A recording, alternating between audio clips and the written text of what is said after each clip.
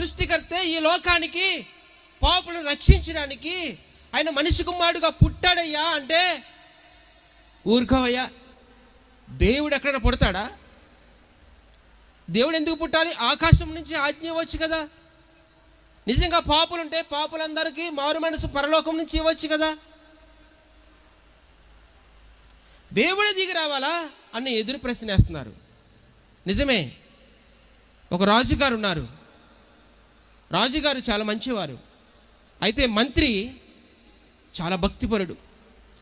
అయితే ఈ మంత్రి ఆ రాజుగారికి ఎలాగైనా సరే దేవుడు ఈ లోకానికి దిగొచ్చాడు అని చెప్పడానికి చాలా ప్రయత్నం చేస్తున్నప్పుడు ఎన్నిసార్లు చెప్పినా రాజుగారు వినట్లేదు. ఊరుకోవే మంత్రి, నువ్వంటే నాకు ఇష్టం, నువ్వు యథార్థపడు, నేను ఒప్పుకుంటాను, నువ్వు మంచివాడువు, నేను ఒప్పుకుంటాను, కానీ దేవుడు దిగొచ్చాడంటే మాత్రం నేను ఒప్పుకోనయ్యా. ఇప్పుడు మంత్రి ఆ రాజుగారికి సువార్త చెప్పడానికి ఎలా చెప్పాలో ప్రభువుని అడుగుతున్నాడు. దేవా నాకు సాయం చేయి, ఈ మంచి రాజుగారు మారు మనసు పొందాలి, దేవా నాకు సాయం చేయని ప్రార్థిస్తున్నాడు రాత్రి పగలు. ఒక సమయం రానే వచ్చింది. రాజుగారు ఒక చెరువు పక్కన, ఆ కోనేటి పక్కన కూర్చున్నాడు. ఈ లోపల పక్కనే రాజకుమారుడు ఆడుకుంటూ ఉన్నాడు. ఆడుకుంటూ పిల్లలతో సరదా గడుపుతూ ఉంటే రాజుగారు ఆ కుర్రవాడిని చూస్తున్నాడు, సంతోషపడుతున్నాడు. ఆడుకుంటూ ఏమిటంటే కుర్రవాడు జారిపోయాడు.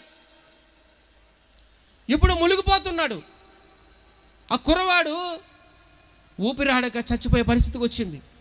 ఇప్పుడు రాజుగారు ఏమయ్యారంటే పరుగున వచ్చి అమాంతంగా కోనేటిలో దూకేసి ఆ కుర్రవాడిని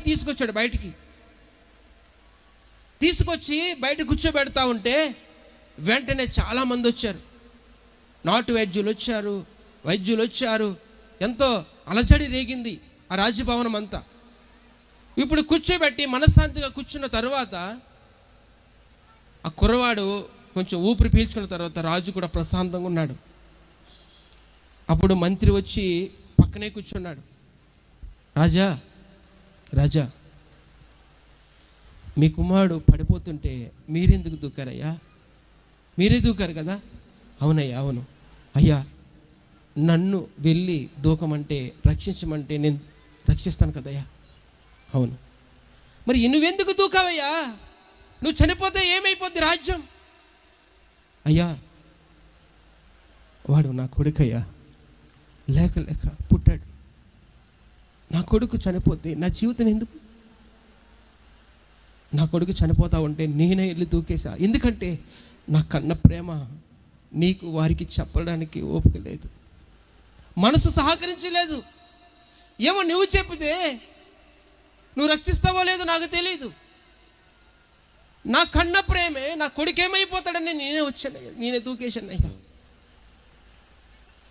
అప్పుడు మంత్రి గారు అన్నారు, అయ్యా నేను ఎంతో కాలం నుంచి చెప్తున్నాను, దేవుడే పాపులను రక్షించడానికి ఈ లోకానికి వచ్చాడు రాజా. ఆయన ప్రవక్తను పంపించలేదు రక్షించడానికి, లేదా గొప్ప వ్యక్తిని పంపించలేదయ్యా.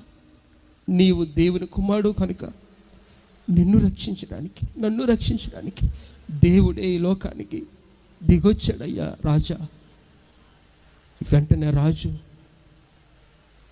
పశ్చాత్తాపంతో కన్నీళ్లతో, అయ్యా మంత్రి, ఇంతకాలం నిన్ను అర్థం చేసుకోలేకపోయాను, ఇంత గొప్ప దేవుడు మన కోసం దిగొచ్చాడా? వెంటనే అక్కడే మోకరించి ప్రార్థన చేశాడు. ఎంత గొప్ప విషయం, ఎంత గొప్ప సన్నివేశం. ఈరోజు నన్ను రక్షించడానికి దేవుడు ఈ లోకంలోనికి ఎలా వచ్చాడో ఒక్కసారి ఆలోచించండి ప్రియ సహోదరి సహోదరులారా.